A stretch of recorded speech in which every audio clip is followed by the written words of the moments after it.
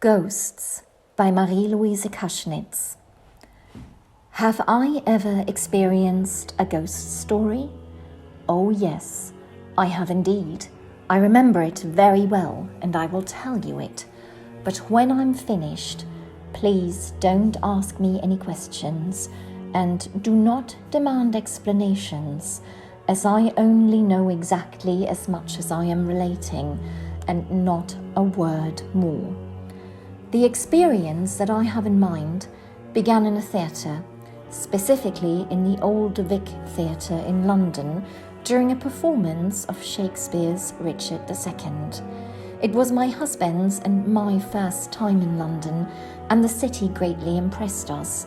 We normally lived in the Austrian countryside, and of course we knew Vienna, Munich and Rome, but we had never experienced an international city like London. I remember that we already had this strange sense of anticipation and excitement on the way to the theatre as we glided up and down on the steep escalators of the London Underground system, and as we rushed after trains, feeling the wind from the tunnels. And then, as we sat in front of the still closed curtain, like children on their first visit to see a Christmas fairy tale on stage. The curtain finally rose, and the play began.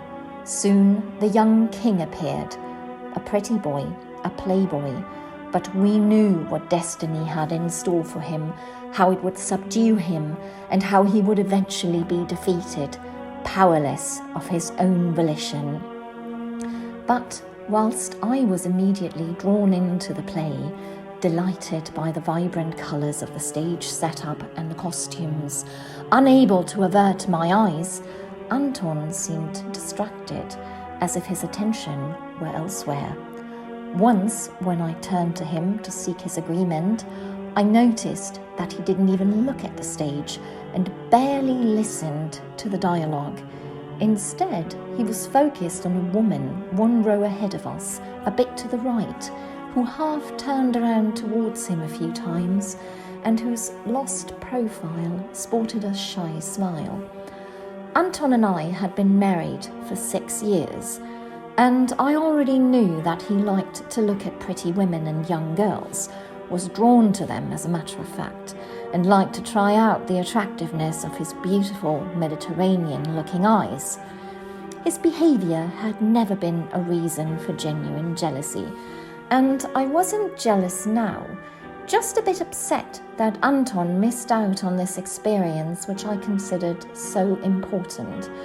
Therefore, I took no further notice of his attempt to conquer this young woman, even when he touched my arm sometime during the first act, and by lifting his chin and lowering his eyelids, pointed towards the unknown beauty.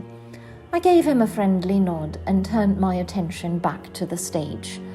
During the intermission, avoidance, however, was no longer an option.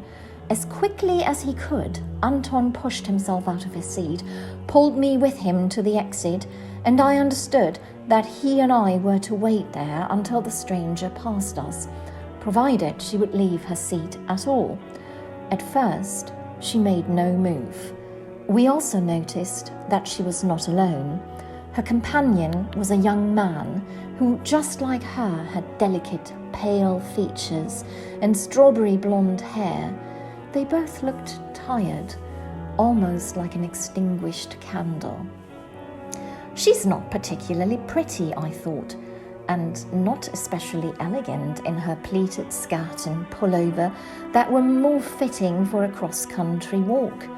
I then suggested walking around outside and talking about the play, although I already realized that it would be a senseless endeavor, because Anton did not leave with me and he didn't even listen to me. He stared at the young couple as they arose from their seats and moved towards us in an almost rude fashion. Their movements were so slow, almost like sleepwalking. He cannot simply talk to her, I thought. It's not customary here. It's not customary anywhere. But in London, it's an unforgivable offence. The girl walked past us without looking at Anton. The programme slipped from her hands and fell on the carpet like a lace handkerchief of the yesteryear, once used by ladies as a conversation starter. Anton bent down to pick up the booklet, but instead of giving it back, he asked to have a look inside, did so, and in his poor English, mumbled something about the performance and the actors. He finally introduced himself and me to the strangers, which seemed to surprise the young man. Yes, surprise and resistance also appeared on the face of the girl, although she had clearly dropped her program on purpose and now stared at my husband with dull and tired eyes. She overlooked Anton's hand, which he had stretched out in the customary continental greeting, gave no name, and only mentioned that they were brother and sister. The sound of her voice, which was sweet and delicate and not at all intimidating, made me shudder in the strangest way. Anton blushed like a boy, and after these words were exchanged, we moved up and down the corridor and haltingly conversed about unimportant things. Whenever we passed a mirror, the strange girl stopped, picked at her hair, and smiled at Anton's reflection. The bell rang, we returned to our seats, and I started listening and forgot all about the English siblings. Not so Anton. He did not look at them as often as before, but I noticed that he was just waiting for the performance to end, and that he did not care about the terrible and lonely death of the aged king in the least. When the final curtain fell, he did not wait for the applause to cease and for the actors to reappear, but instead rushed to the siblings and overwhelmed them with a flood of words. He apparently convinced them to give him their cloakroom tickets and pushed and shoved himself past the calmly waiting theatre-goers to the top of the queue with uncharacteristic agility and determination. He quickly returned, laden with coats and hats.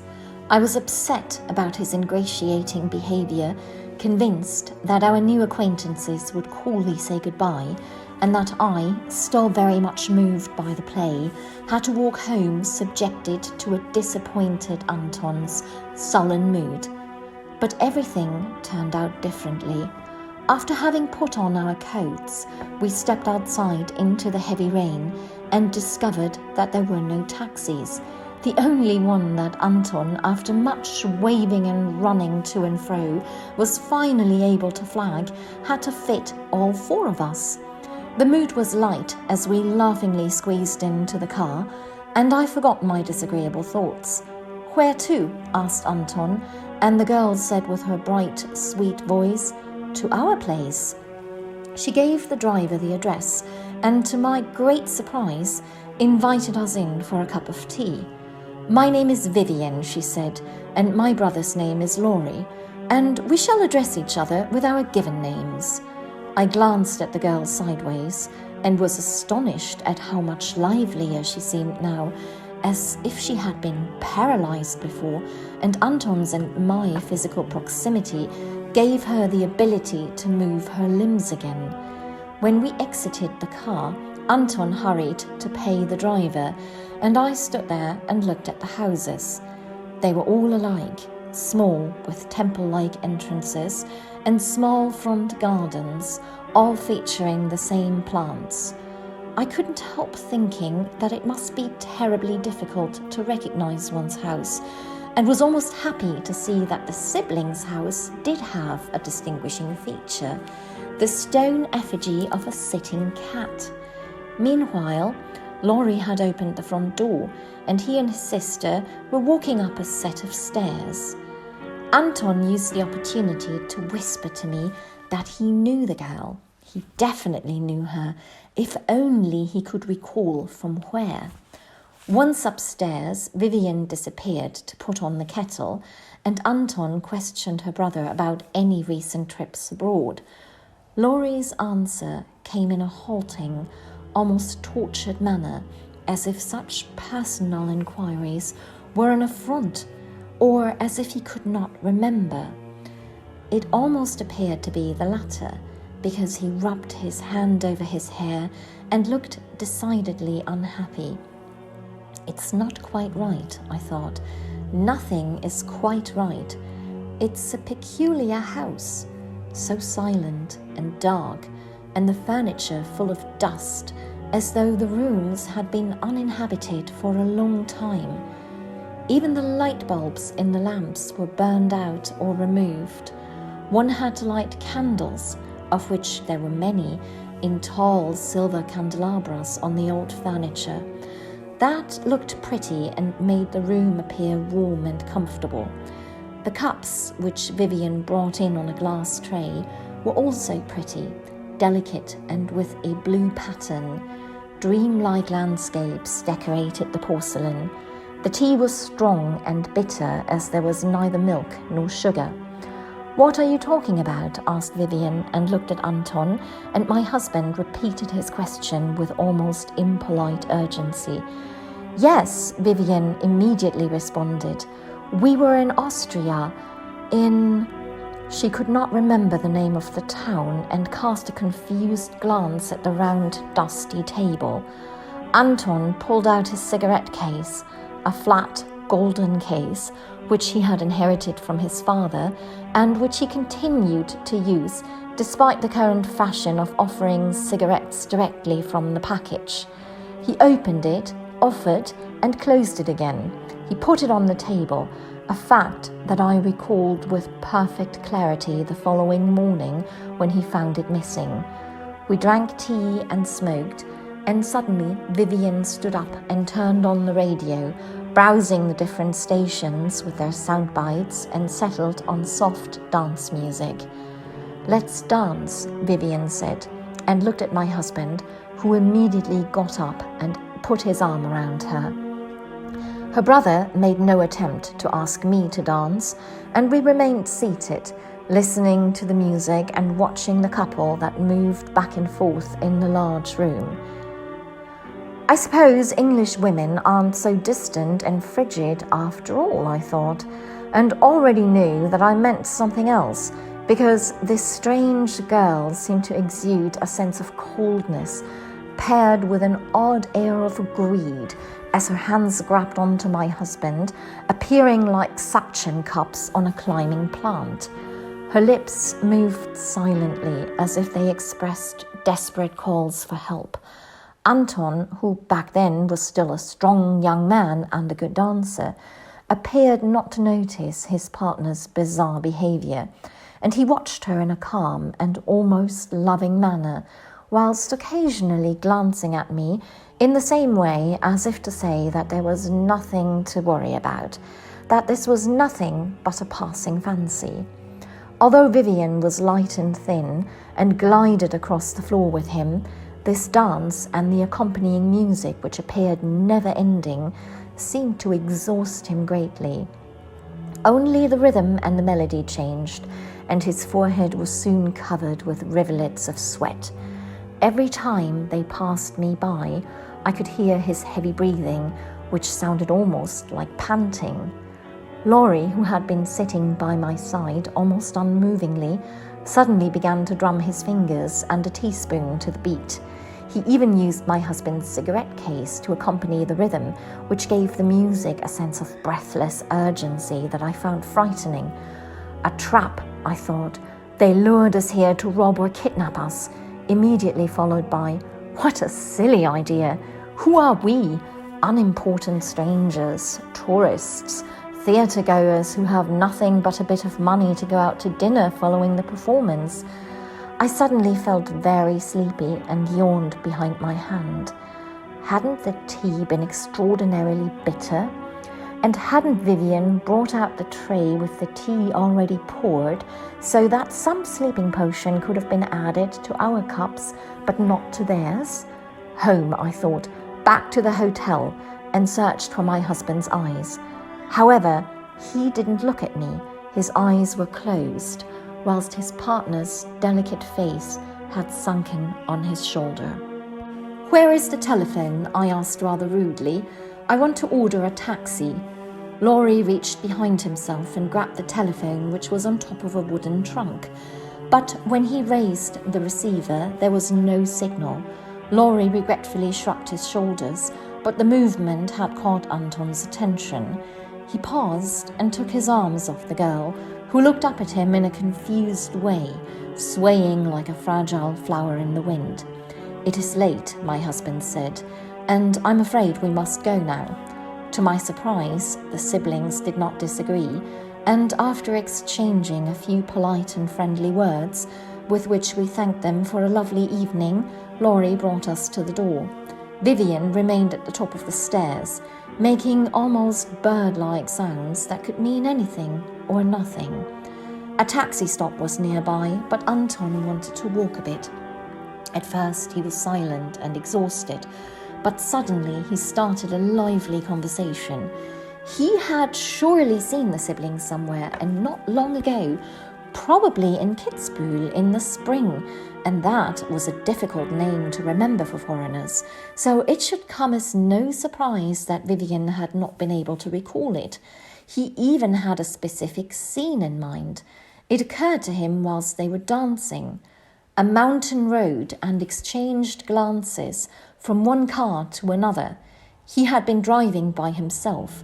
The siblings, the girl behind the wheel, had been in the other car, a red sports car. After a brief traffic jam and driving next to each other for several minutes, she had accelerated and had driven off in a rather careless manner.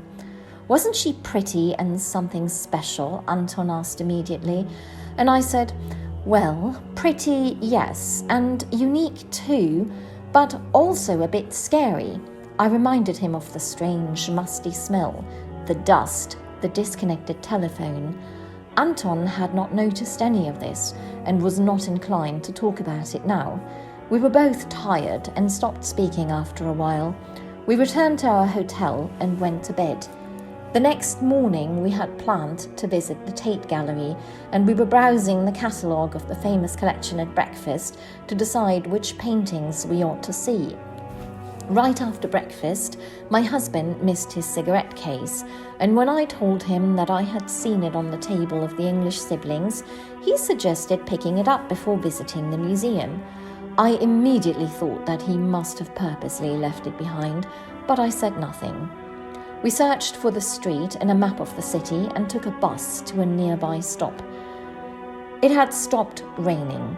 A gentle, golden autumn mist covered the park's lawn, and large buildings with columns and overhanging roofs mysteriously appeared and disappeared in the haze.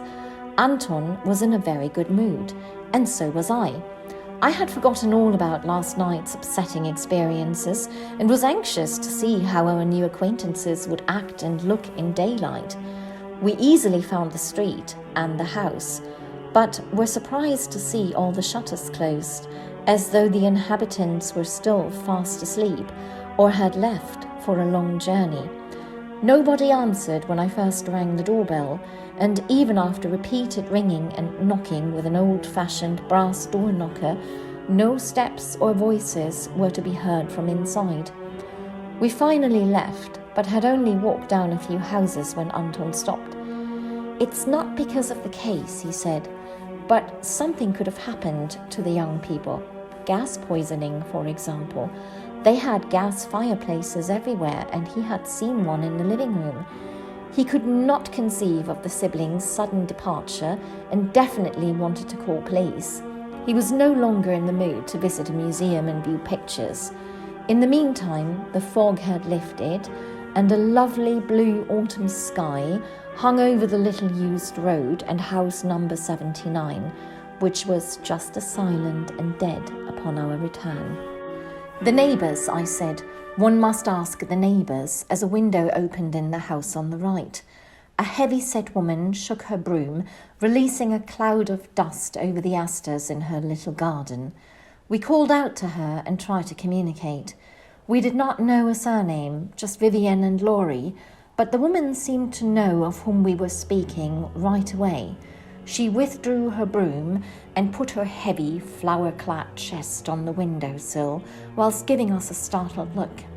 "We were in the house," said Anton, "last night, and we left something behind that we want to pick up now. The woman stared at us suspiciously. "That is impossible," she said in a shrill voice. "She is the only one with the key and the house is empty." "For how long?" I asked, and wondered whether we had the right house, although the cat effigy sat in the garden. "For 3 months," the woman declared, "ever since the young people had died." "Dead?" we asked, and started talking over each other. How ridiculous! We had only seen them last evening. We had been to the theatre together, drunk tea with them, and my husband had danced with the young woman. "One moment," the woman responded and shut the window. I thought she was going to phone the police to have us taken away, either to prison or to a mental institution. But she soon reappeared with a curious expression on her face and a large keychain. "I'm not crazy," she said. "I know what I'm telling you, and the young people are dead and buried. They were overseas with their car and broke their necks because of their reckless and fast driving, somewhere in the mountains." "In Kitzbühel?" my husband asked, horrified.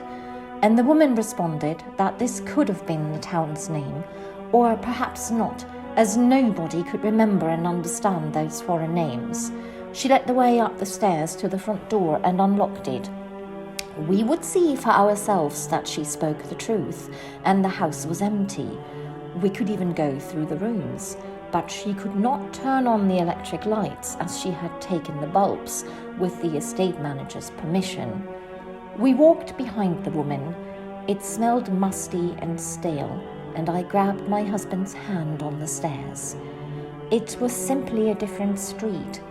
"Or we just had a strange dream," I said. "Two people can have exactly the same dream at the same time. It's possible, and we should just leave now."